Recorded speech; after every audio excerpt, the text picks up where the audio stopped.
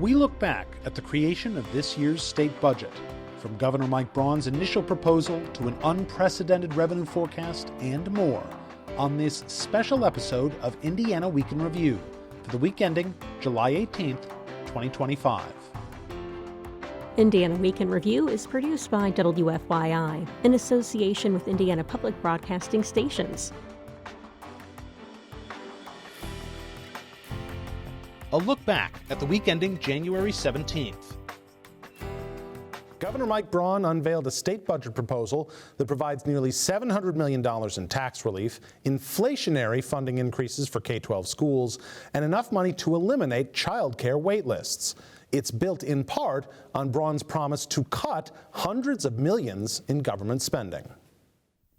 The tax relief in Braun's proposal includes increasing income tax deductions to match inflation, eliminating the tax on tips and retirement income, and creating sales tax holidays for school and youth sports supplies and outdoor recreation equipment. To help make that funding work in a tight budget, Braun is pledging to cut $700 million in government spending over the next 2 years. And that's not because you're trying to be stingy, it's because that's called productivity. The Braun administration provided almost no specifics about what cuts will be made, though the budget proposal does include a $50 million per year cut to the local public health funding program. Democrats say there are things to applaud in Braun's budget, but question how he'll cut government spending without slashing jobs and services. I'm Indiana Public Broadcasting State House Bureau Chief Brandon Smith. Ann DeLaney, can Mike Braun cut that much spending without slashing jobs and services? Well, my understanding is $500 million of that's coming out of the IEDC budget. Okay, so, the legislature's been looking for a way to rein them in. That would do it. That would do it. Definitely do it. I think the proposal to cut the public health funding is absurd on its face, and I hope it's going to die quickly. I mean, we've actually got all 92 counties invested in this now, and we're going to hopefully make our population healthier and cut down on the need for more expensive health care services. The other thing that gets me about this is, he's cutting the spending and then he's doing tax cuts. Okay. The tax cuts, all right, fine on tips and on school supplies and stuff. I don't care about that. But not taxing retirement income. Almost a quarter of all Hoosiers are on Social Security alone, and they're the most needy, and this does absolutely nothing for them, okay? The average pension income in Indiana is $21,000. This saves $600 a year. Not bad, not bad. But if you're making $200,000 a year from your 401k retirement plan, it's going to save you $6,000. I mean, it's the same kind of thing Republicans always do. They give a little bit to some of the needy, but certainly not all of the needy, and the bulk of the resources go to the people who can afford to pay them in the first place. We should be taking that money and using it for young families, down payments on houses, child care, preschool, things that would grow the economy by allowing people to work. We don't do any of that. We don't have the vision to plan ahead, to talk about how we're going to make this state more prosperous for everybody. Not a lot of specifics on what he's going to cut yet, but he talks a lot about efficiencies, squeeze every Can you squeeze $700 million of efficiency out of the Indiana state government? Yeah, I mean, I think the $700 million number is there for a reason. I think the budget director and the new agency chair that presented the budget pointed out that all the state agencies submitted their budgets back in May. So as soon as the transition team got in, they got the budgets in November. So I think between November and now, they were able to formulate that $700 million number. I don't think that's a pie in the sky number. So I think they do have some plans to potentially implement some of those savings, whether it be through the state contracting power. There's talks about trying to upgrade technology across agencies that I think can have some long-term savings potentially. And I mean, when it comes to how the budget looks now, I think they did a pretty good job considering the kind of the landscape they face. There's so many different moving parts. You have a road funding bill in the House. You have Medicaid caps in the Senate. There's a bill to potentially kind of revolutionize how unemployment works in the Senate as well. So there's a lot of moving pieces, and we've talked about how you started at education, and then you looked at Medicaid, which is fully funded, by the way, when it comes to helping those in need, when it comes to health care. There was no cuts there, despite the Senate potentially capping that on that side. So with all of the moving pieces around, I think they did a really good job of using the money that is available whenever it's expected to, flatline over the next couple of years. A look back at the week ending February 21st. 2% per year increases in K-12 education funding, hundreds of millions of new dollars for the Department of Child Services and Department of Correction, and no new tax cuts. Those are some of the highlights of the House Republicans' state budget proposal. K-12 schools will receive about $500 million more in core funding in the House GOP budget proposal, with a significant portion of that estimated to be for eliminating the income limits on the state's private school voucher program. House Republican budget architect Jeff Thompson says those increases are enough for schools in a tight budget year. You can manage like the governor plans to manage by looking at how do we spend our money the most efficiently. Thompson says there's a lot of alignment with Governor Mike Braun's budget proposal. That includes 5% cuts to most state agencies, reduced dollars for the local public health funding program, and Medicaid funding that does not eliminate existing wait lists. Chris, does this budget do enough positive things? I think it does enough positive things that $45 billion can afford right now, for sure. Because listen, a billion here and a billion That's there. right. The last thing I want to be in Indiana right now is a state budget writer, and not just because you have to be constantly hounded by people like me at the State House, but you also have just so many variables and factors that you have to take into account, and it's, by most accounts, people would agree, the hardest budget to craft in over a decade. So you have no idea what's happening at the federal government level. We have a now controversial property tax proposal floating around out there that's directly tied to a lot of revenue streams. And then we even found out last week that local sheriffs are telling us that they're not getting paid for local inmates that they're holding for the Department of Corrections. And that's something we didn't even know like 2 weeks ago. And it seems like news like that just continues to break and just putting more of a burden on these budget writers. So you mentioned positive things. I think doubling the income tax for low-income seniors, increasing the career education scholarships and the special education scholarships as well. And we're still fully funding Medicaid. The Senate should be happy that we're throwing $2 billion at the 1977 pension fund. So I think there is a lot of positive things. I know it's probably more fun to nitpick about things that are and aren't there, but I think this is a really good foundation for come April with the revenue forecast. I want to ask about something Chris just brought up, because it was the subject of, I'll be honest, most of the floor debate on third reading in the House on the budget yesterday, which was the looming threat of potential federal funding cuts and what that does to the budget. Does that make this an unusually difficult budget to it certainly does, because we talked about this on Medicaid last week. If they cut the percentage, I don't know what the chaos president is going to do, and I don't think he even knows from day to day, so it could wreak havoc with the budget. And there are some positive things in this budget, as already outlined. Education funding is not among them. For the 90% of the students in traditional public schools, they get a 1.3% increase, okay? That doesn't even come close to meeting inflation. And there's no extra money either for special education or for kids in poverty. And when we talk about an opportunity, that's an opportunity missed, okay? It really is. I mean, I think the fact that they're doing something with child services is a good thing, but it isn't enough for students that are in school struggling with the terrible reading problem we have among third graders, and we're not even meeting inflation for those expenditures. And the reason is not only the chaos in Washington, but because these Republicans insist on cutting income and corporate taxes going forward. They want to now do it to 2030. That is absolutely crazy economics, And then they say, we don't have any money. Well, they don't have any money because they keep doing those stupid things. That wasn't a very good Jeff Thompson impression. He hopes I wasn't trying, Jeff Thompson. In a budget this tight, is it a little harder for Republicans to sell it as a good news budget? Yeah, I think it's probably a status quo budget. We are going to see some cuts, but they're trying to make them, so that they're not as noticeable. They did approve more than $100 million in new money for wealthy citizens to send their child to private school, at the same time as cutting a reading program for all Indiana youth, at the same time as cutting public health funding. So, I mean, there are certainly some prioritization that, you know, some people won't agree with. But yeah, I mean, there's not a lot to like jump up and down about in the budget. I will. This is, I think, part of the thing that I'm struggling with as we try to talk about what is the effect of this budget, which is, you kind of alluded to it just now. I was watching that committee hearing where a sheriff was talking. It was about the immigration bill, which we're going to talk about next.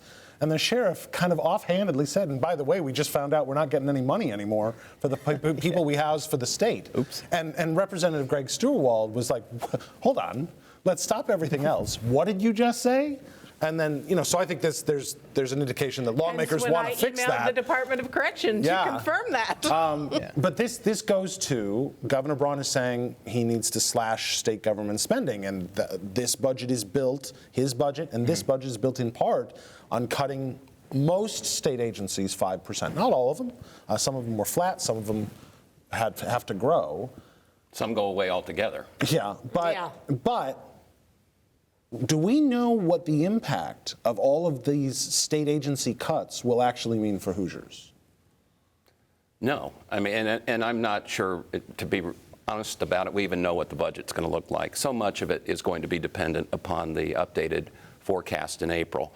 And certainly it's important to go through this process and to hold the hearings and to hone the budget here and trim it there and add to it there. That is the process. But as a practical matter, we really won't see the closest thing or to the finished product until then, I would think. And it's I'd say a realistic budget. I thought you summed it up well, Niki, by saying there aren't a lot of people jumping up and down with joy. A look back at the week ending April 18th. All options are on the table for the state budget, as lawmakers will have $2 billion less to spend than previously expected. The state revenue forecast unveiled Wednesday is the worst since at least the Great Recession. National economic uncertainty is driving the sharp decline in projected tax revenue, $2.4 billion less over a 3-year period than what was expected just 4 months ago. Senate budget architect Ryan Mishler says these numbers scare him a lot more than during the Great Recession. Back then, if you remember, we had federal money to backfill it. We don't have any federal money to backfill it. This is all on us. Lawmakers say all options are on the table, from budget cuts to increasing some taxes like those on cigarettes or alcohol. Democratic Representative Greg Porter says K-12 education should be spared from the chopping block. We don't have a good education system, et cetera. People are not going to come here and live. We have to create a pipeline of development. Lawmakers intend to finalize the budget within the next 2 weeks. Ann DeLaney, how bad is this forecast? Oh, it's pretty bad. We're not talking about a rounding error here.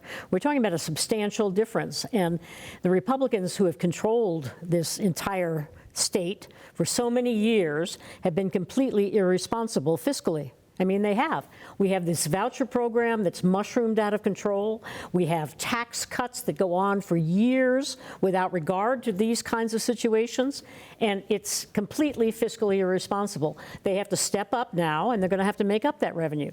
They're at least going to have to do it until January, but then I'm sure Trump says he's going to have the economy just humming away, like he's going to settle the war in the Gaza, and he's going to settle the war in the Ukraine, and everything's going to be hunky-dory. So it's just a short-term fix that they have to come up with. That's good news. Lawmakers say everything's on the table. Yeah. I don't think everything is on the table. I think cannabis legalization, which some have floated as a way to generate revenue, that doesn't seem on the table. Not in the budget bill. Dramatic gaming expansion, which has been floated as a way to generate revenue, doesn't really seem on the table. But beyond that, is everything on the table? Yeah, absolutely. I mean, I think that's one of this situation is not good. But one of the good things is I think there are more obvious options there.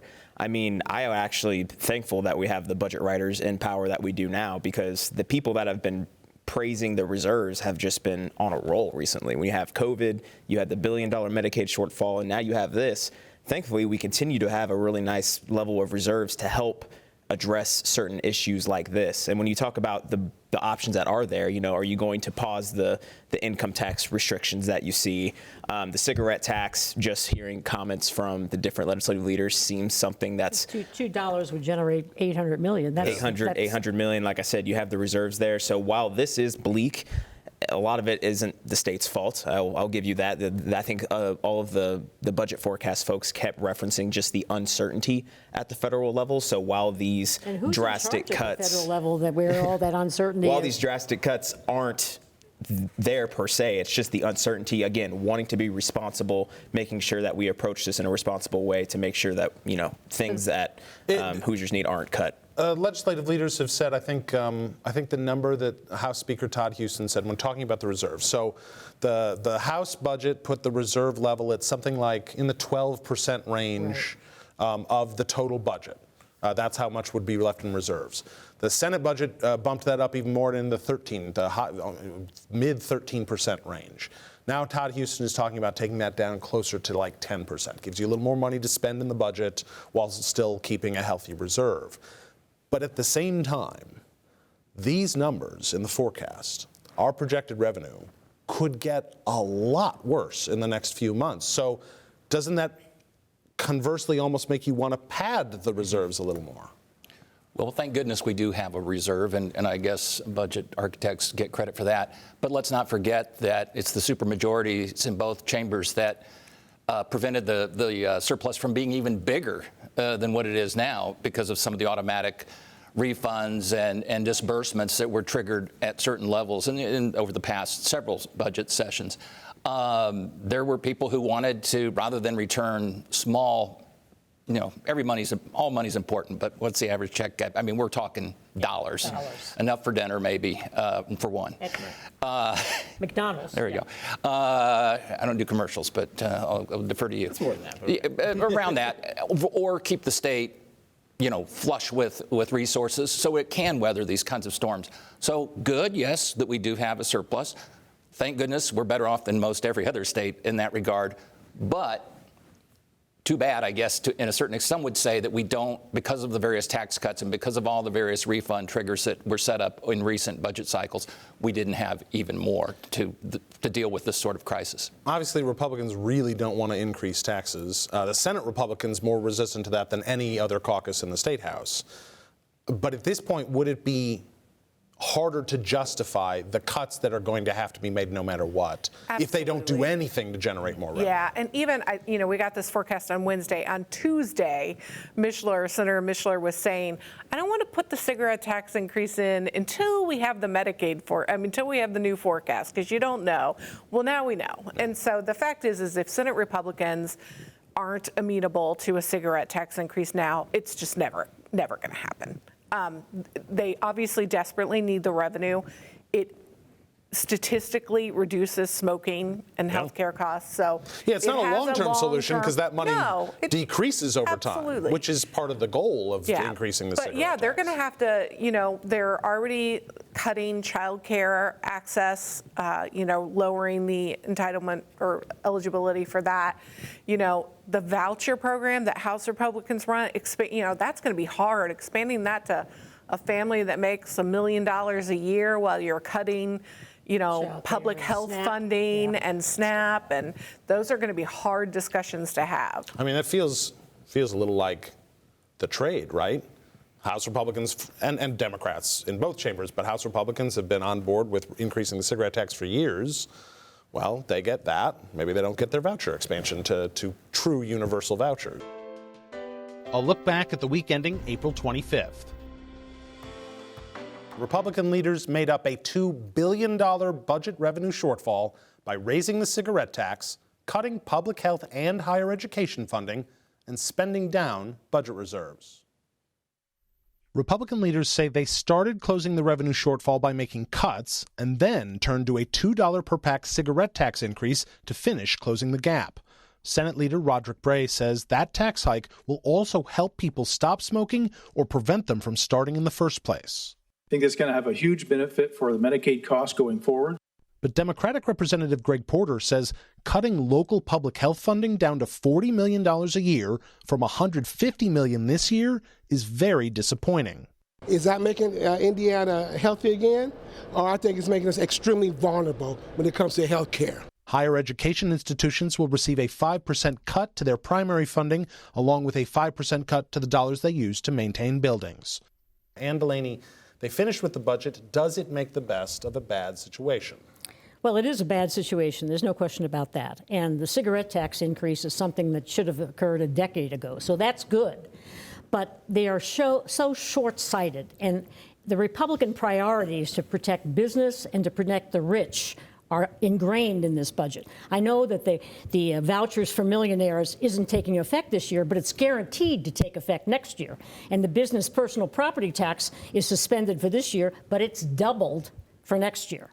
So those are protected. On the other hand, we finally got to the point where we were beginning to fund public health. And we were seeing results from that funding, and they have decimated that. At the same time, they complain about Medicaid being so expensive and healthcare costs in general being so expensive. They don't put the little bit of money in advance to help cut that off. And the other one that's absolutely appalling, besides the higher ed cuts, is the child care.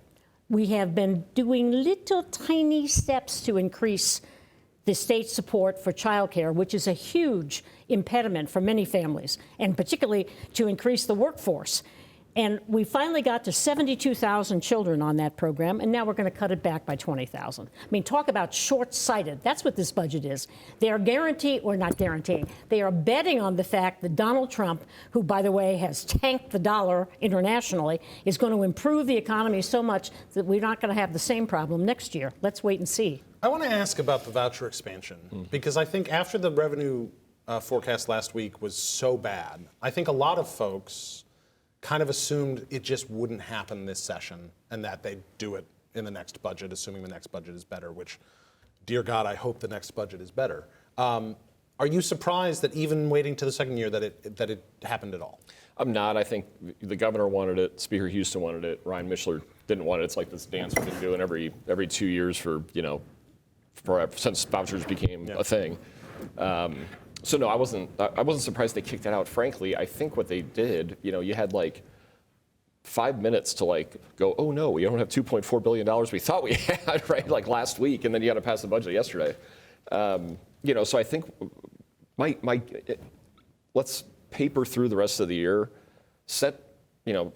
maintain our priorities in year two, but we're back next year. We don't know what's going to happen in 6 months. We don't know what tariffs. We don't know what President Trump's going to do next on tariffs. I mean, or federal funding, or any of these things, right? So, and neither does he probably. So let's at least just snapshot in time. We're $2.4 billion down over the next two years and a few months.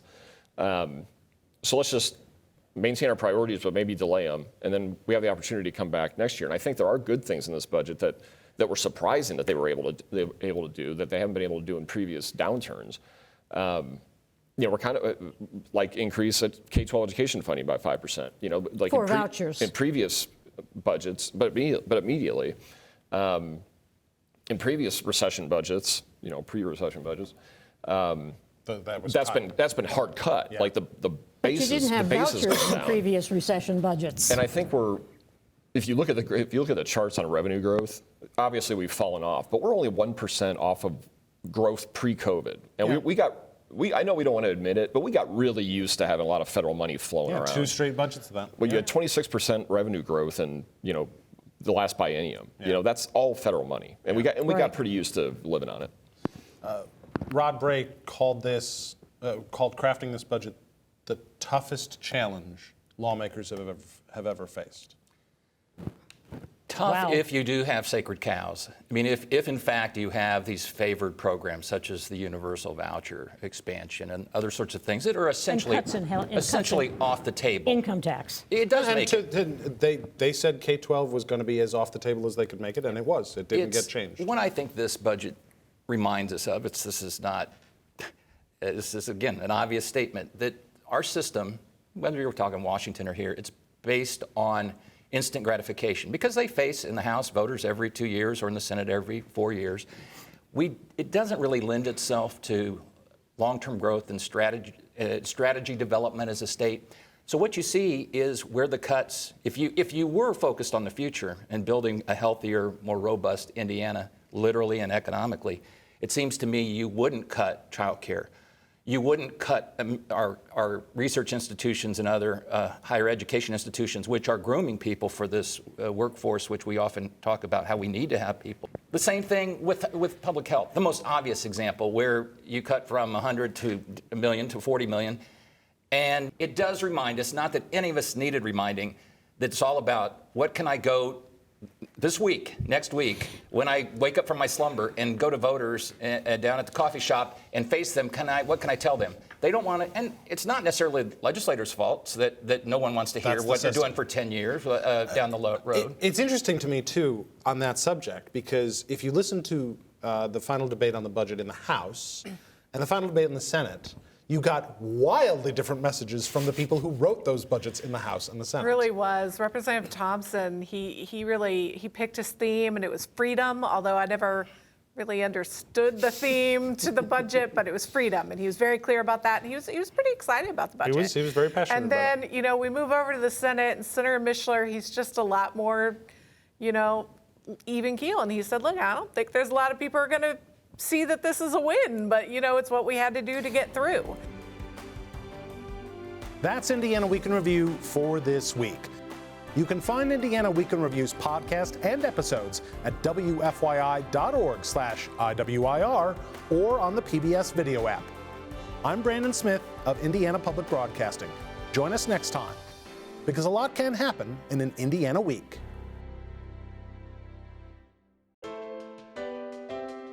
The views expressed are solely those of the panelists. Indiana Week in Review is produced by WFYI in association with Indiana Public Broadcasting Stations.